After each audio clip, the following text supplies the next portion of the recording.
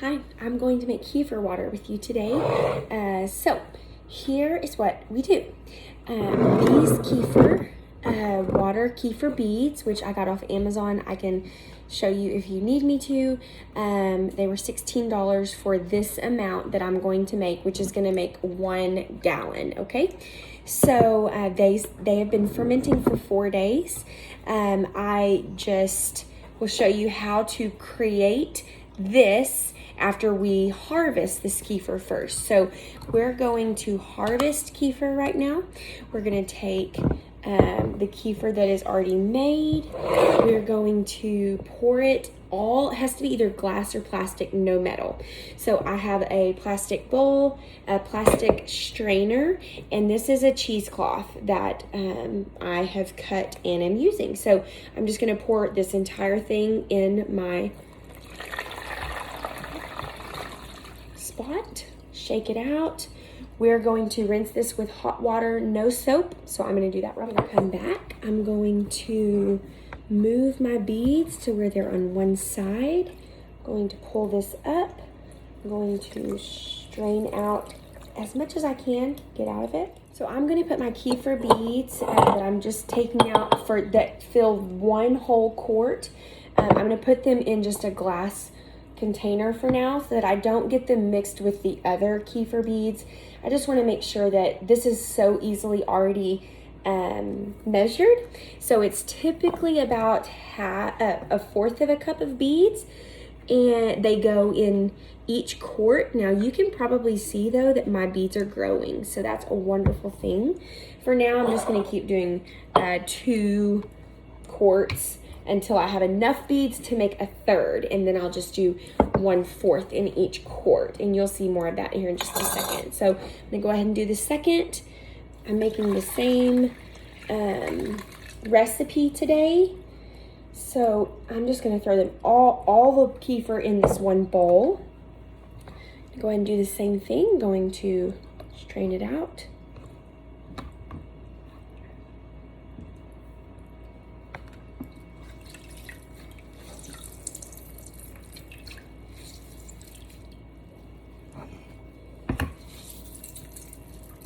Okay, I'm gonna do the same thing here with my beads.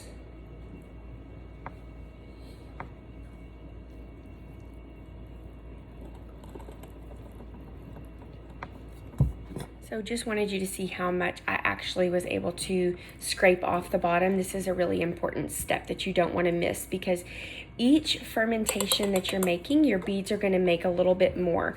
The quicker that you ferment, so if you ferment every 2 days and process every 2 days, then you will grow your beads quicker. If you process every 4 days, which is what I've been doing, they will grow a little slower, but this is definitely growing. Every time. I just rinse these out every 3 or 4 times, and then you can run them through the dishwasher or heavy clean after that.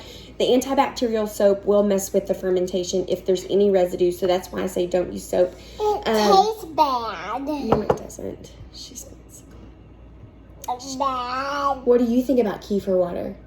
Love it. You what? I love it. You love it? Are you excited Mommy's making more? Yeah. Yes, ma'am. I love the kefir water. Is that what's in this? Yep. Is it Right yummy? in here. Is it yummy? Yep. This is my straw. This is my straw. Can mix.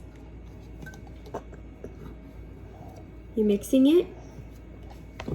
Okay, so this is what I've done. I have taken Passion Tazo, T-A-Z-O, Passion tea, and I've made this tea extra concentrated.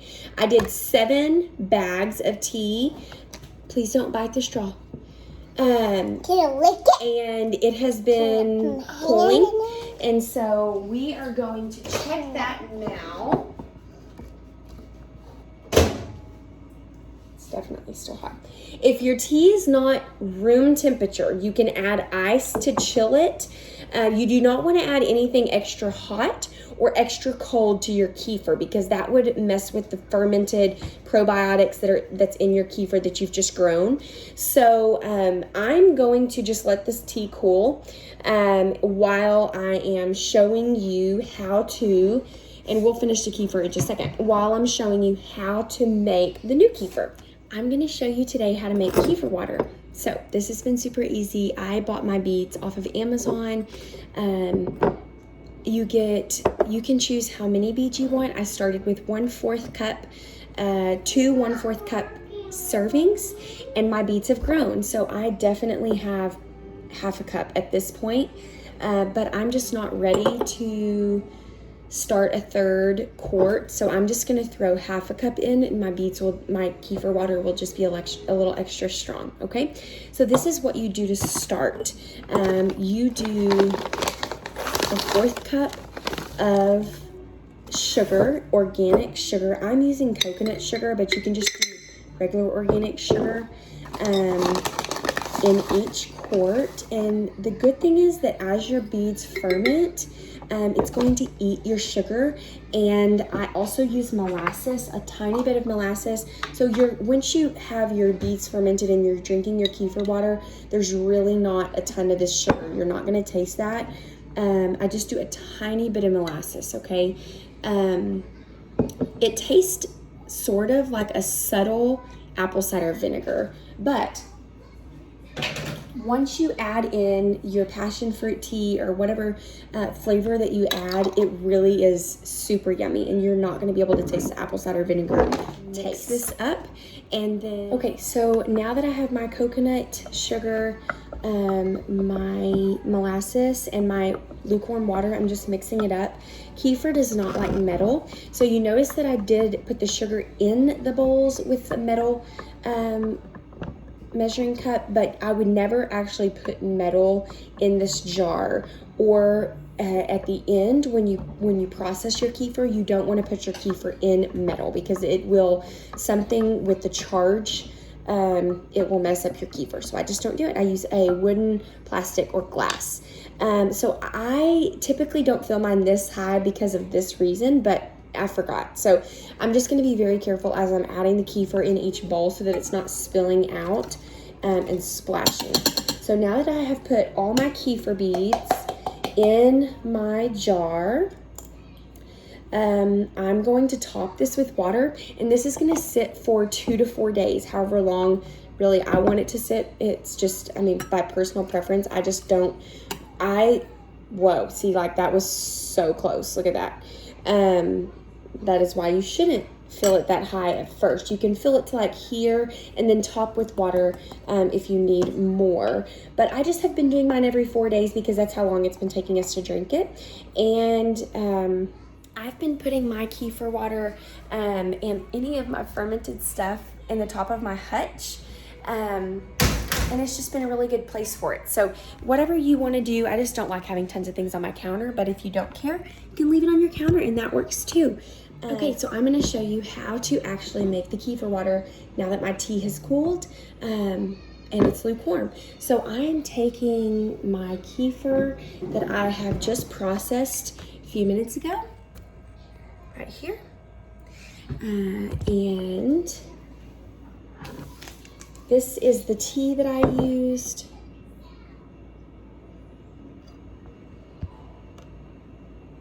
And here is the concentrated tea. You can adjust how many you use based on your own preference. I did a little bit different of a tea last time. I did peach oolong tea with fresh mint from my garden. It was good. It wasn't my favorite, but we loved it. Arrow really loved it. And I just had to add stevia to it. And I would rather not have to add something to it sweetener wise. And I've seen some bloggers that have used this, so we're trying this for the first time. So we are just gonna pour all of our kefir in.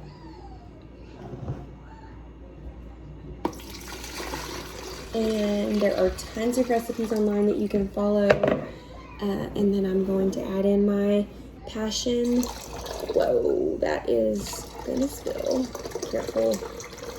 My container is spilling. That's okay. And then I'm going to just top with water because my kefir is pretty strong. Like I just showed you that I'm making, I'm adding more than a fourth a cup of beads in my kefir as it's fermenting. So I'm gonna just top this off all the way. I'll be right back. Okay, here it is. Arrow, you wanna try mommy's new kefir water? I'm gonna taste it and see what I think. Come here, you can taste it and see what you think. Get up here. It's very good. Very good. What does Arrow think? Here.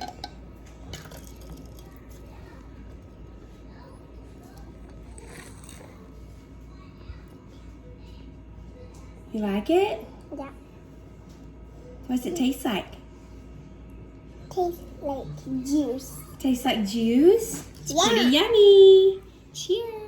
So for us, this is just a total guilt-free win. She just drinks straight water. I mean, occasionally gets to have juice, but not really. Stop, please. And so for Corey and I, we drink like water, coffee occasionally, and beer. And so it's nice to get to have thank you. It's nice to get to have a little something different that's a treat that is guilt-free. So I hope you enjoy.